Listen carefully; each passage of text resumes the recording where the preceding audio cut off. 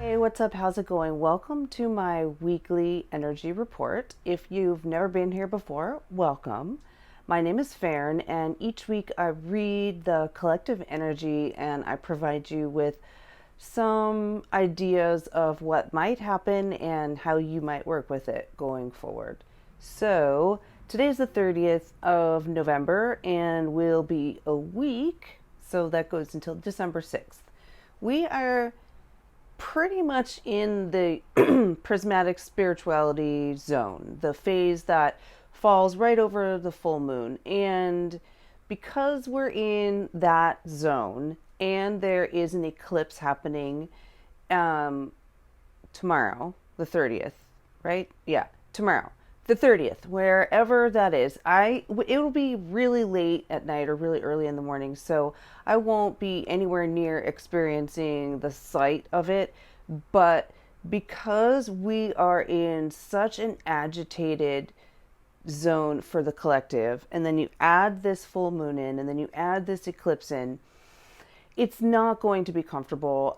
I for the past couple of days felt it coming on in really high agitation to the point where I could see it in other people's communications, and I just tried to avoid the area, which is pretty much impossible when you're trying to share information with people.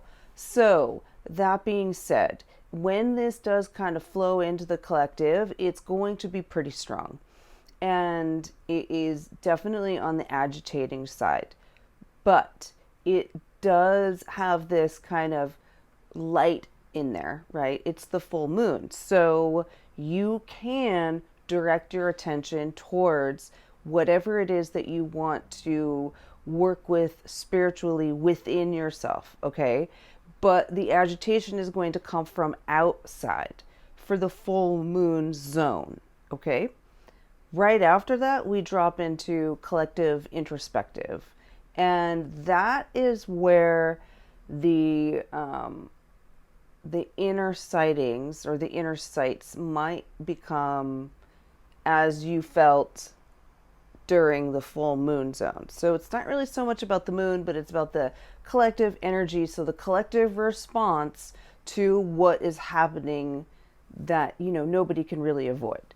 Some of us can separate their energy from that, and only to the sense of what is my body and what is happening in the collective. So that's how I give you these readings. Okay.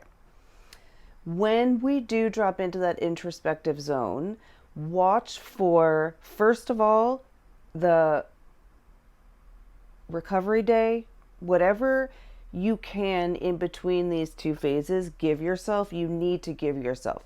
Whether you feel like you need to ground, whether you need to shower extra for grounding into the body versus grounding to the earth, whether you need to go outside in nature, feel the sunshine on your body, it's time to make sure that you do that within whatever is going on for you as well as for the collective. So it is very important at this time, from now until whenever, that you have a very strong inner focus. It is important that there is discipline as a part of this. And the reason I'm saying that now is because it's going to be bumpy for a while, and we know that. And as someone that is so energy sensitive, I understand that that feels sometimes out of body. And this is why I say things like ground into the body versus grounding. They're different things. You can do both. They, for me, feel completely different. Whether or not that mirrors for you, I don't know. The chances are pretty low that we're going to be exactly the same in anything that I describe.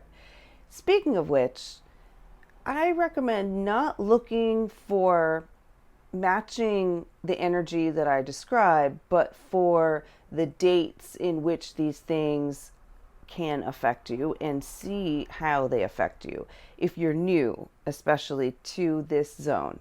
And the reason I'm saying that is because I'm seeing a lot of mimicking or a lot of mirroring of energetic understanding, which in a sense, helps us to understand, but at the same time, it creates a belief that it has to be a certain way based on somebody else's understanding.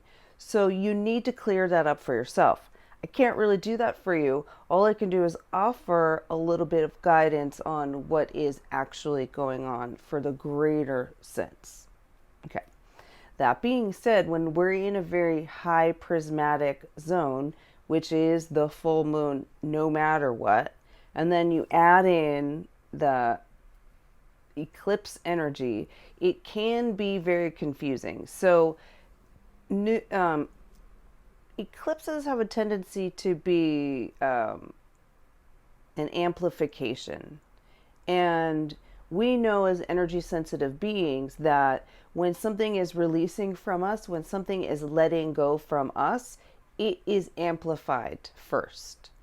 So you are mirroring that eclipse energy every time you transmute something. Some of you may be conscious of that transmutation as I am, and some of you may not be. Don't worry about that so much. It's something that is happening if you are in the empathic zone. And now I'm not saying that you have to do it because you're empathic. I'm saying that that is happening no matter what you do. It is what your body does. It's a thing, okay? Well, we will be in the introspective zone that comes right after all this woo energy, prismatic, right? So think about why I would say prismatic. A prism reflects in and out. There's a light inner and a light exchange, which then shifts it and presents us the sciencey word that I can't think of right now that I say all of the time, the refracted light. Okay, so we see the refracted light, but within the prism, there is this action happening that creates the refracted light for us to see. So if that is your spiritual energy at work, yeah, you can still choose something to focus on. However, the eclipse energy brings in this zone of something's going to go now, okay? I wouldn't necessarily look for the thing that leaves or is leaving. Like, you can't choose, but you can choose what you focus on. So what I would do is, if this is resonating with you, take a sense of which things do you feel like you're on the end of learning the lesson of. It's possible that these might amplify in the next few days, in which case, if you can be more loving to yourself than judge the fact that it's amplifying, you will effectively transmute that. Okay, listen to that again.